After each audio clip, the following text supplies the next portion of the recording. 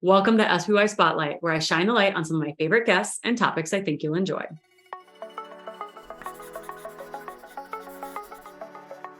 If you don't know me, hi, I'm Sarah Beth. I lead millions online through the SarahBethYoga YouTube channel to get fit, happy, and healthy through yoga. And today I bring you my friend Joanna from growwithjo. Joanna has over 2.5 million subscribers on YouTube, almost 10 years as a personal trainer and coach, and has dozens of very popular walking, workout, and HIIT videos on her YouTube channel.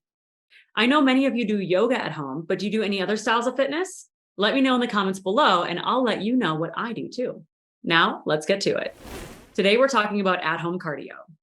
Thank you so much for joining us today, Jo, and from growwithjo. I'm so happy that you're here, and I've loved following your journey this whole time to where you are today. The first question that I have for you is, what is at-home cardio? Thank you for having me, Sarah. It's such an honor to be here and speaking with you. I have also admired your journey, so thank you. Yeah, at-home cardio is something that you do, like anything that you do that gets your heart rate up.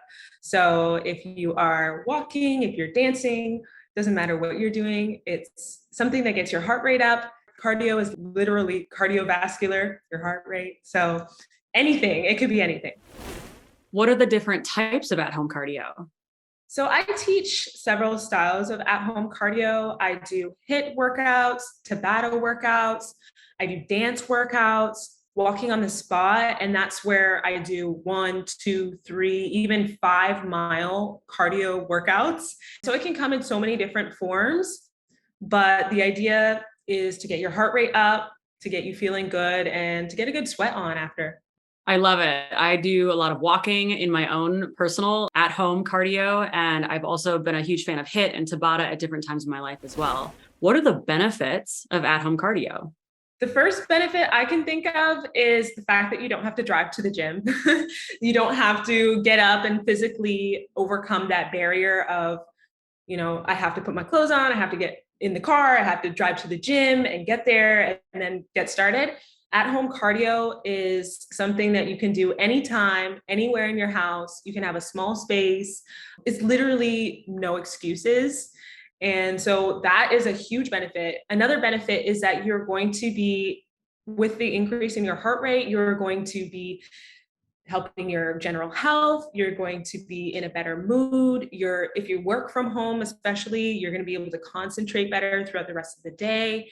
Honestly, the benefits are endless. And once you actually go in and do it, that's when you start feeling it. And it can be different for everyone. Some people see that they are really enjoying it because of their endurance increasing and they're able to keep up with their kids or go up a flight of stairs without breathing super heavy. So everybody gets their benefits differently, but it definitely increases your overall health and makes you a little bit more sharp.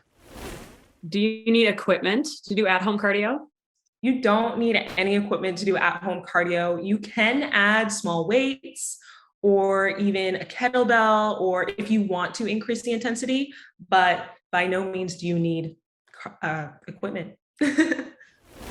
How long should you do at-home cardio for it to be effective?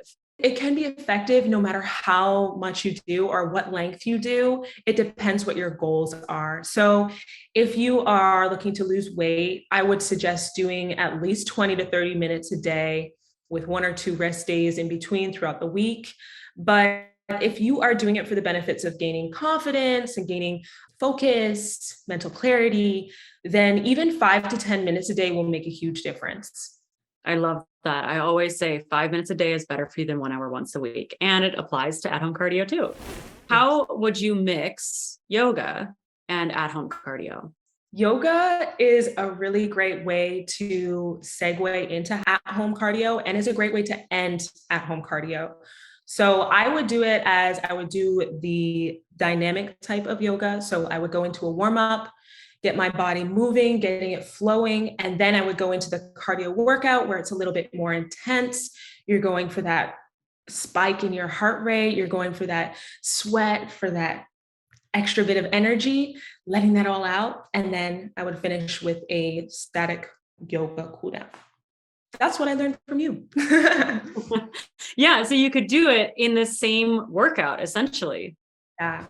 Yeah. It's a amazing combination. When I was in my postpartum journey, it was extremely beneficial to combine both of them and to get the benefits of both of them, having them together. And it was like a perfect marriage. So I really enjoy doing them together.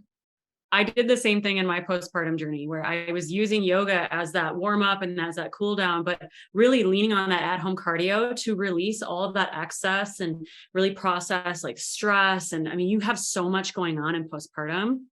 So I loved using both those together. I still use both of them together or alternating throughout the week, and yoga is a recovery day.